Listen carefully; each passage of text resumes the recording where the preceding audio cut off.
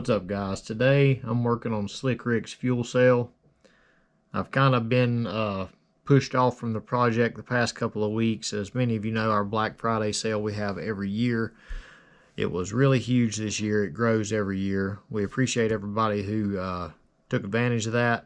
But right now I've got about 50 fuel cells and vent tanks, intercoolers, and such to assemble still yet for the orders that are open. So I've went through all the material that are on our shelves, all the tanks we already had pre-bent and ready. I've blown through all of it last week, and now we're waiting on a big order from laser cutting. So while we're waiting on that, I figured I'd take this chance to get this fuel cell designed up. And as you've seen through the short time lapse of the first part of the video, I typically make something out of cardboard, and it doesn't matter if it's fuel cell, radiator, whatever we're doing, I'll make it out of cardboard and test fit it in the hole. With this car, we didn't have to make it exactly like down to the 1/4 inch of the exact same size because we got plenty of room to work. I just needed a general shape to check for tire clearance and stuff like that. So I had to make a few small changes to the initial template, but this is what we have now. So this dimension is roughly with 12.5 inches of side to side. I guess you'd call that depth if you're looking at it this way. But it is around 6 gallons. And I think that'll be plenty enough. If they wanted to make a 1/4 mile pass, that should be plenty enough for that. Even though this car probably will never see anything but the 1/8 mile. I just kind of want to plan ahead for them, but not get way too much fuel on board.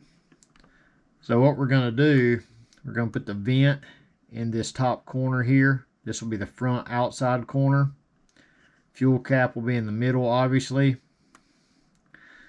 The fuel return will be on this other face, about where the mouse is right there, coming in. This is the inside, like facing the hot side right here.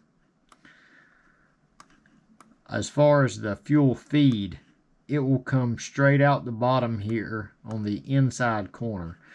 And the way I designed this is kind of like a little sump in the bottom. And when they accelerate, depending on how high the front gets, the fuel is going to run a rush up this ramp here up towards the top. So what I did, instead of making this just flat and then just a straight angle all the way up, I put this little kick up here, and that might slow the fuel down a little bit and keep it in this bottom area where the fuel is going to be drawing out. So that's the whole purpose of that shape, is for that.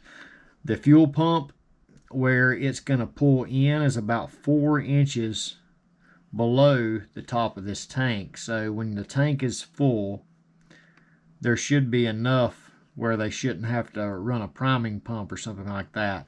But just for the layout of the car, I thought we was going to be able to get the tank a lot higher than we're going to be able to.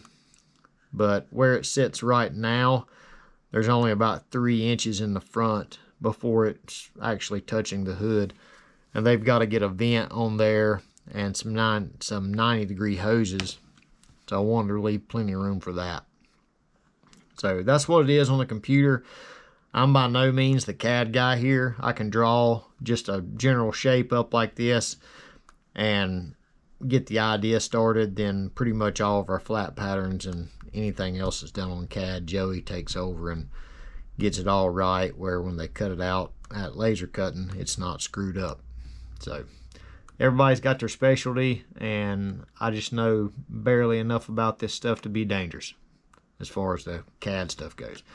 So anyway, let's go out here on the car and look at it mocked up, and I'll kind of show you in real life how everything's going to lay out, and then we'll get this stuff drawn up and over to laser cutting. So looking at it on the car, this is pretty much the position it's going to be in. You can see we've got the wheel turned all the way.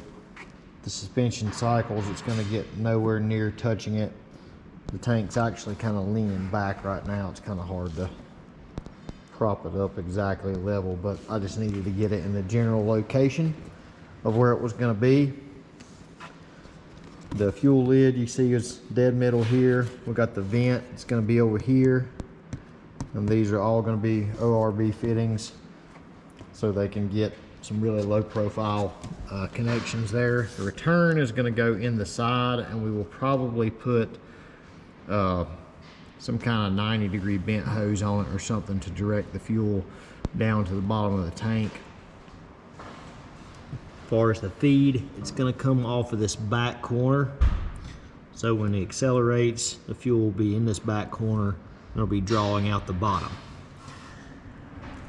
Wastegate tube here, I'm going to have to put an extension on it here and probably come down right in here just to get it directionally away from getting any kind of heat on this tank. And I might straighten the gate up a little bit like that and trim that back and, you know, just get it turned down. I'll do the same on the other side just so visually it matches. Something else I done yesterday that I didn't video or anything, but told you I was going to do it. We made these little locating tabs for the exhaust tips.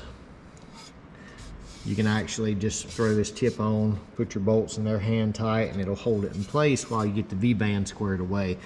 But this will make sure the rotation of this tip is the same every single time. Plus it'll help support the weight a little bit, but it's more for the rotation to make sure you get it the same every time they put it on the car. And you see this one you can access really good right beside the tank where it's going to be. You can see under the tank there's plenty of clearance to stay away from the heat of the downpipe. I didn't want to get it right against it, even though it won't really matter that much. The car's not going to run long enough for it to heat the fuel up or anything, but still I just want to keep it as far away as we can within reason.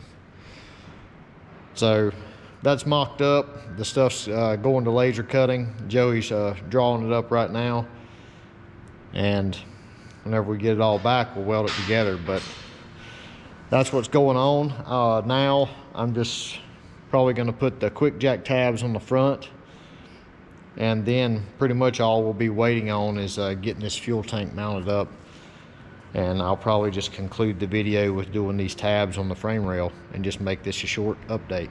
So we'll see you next time.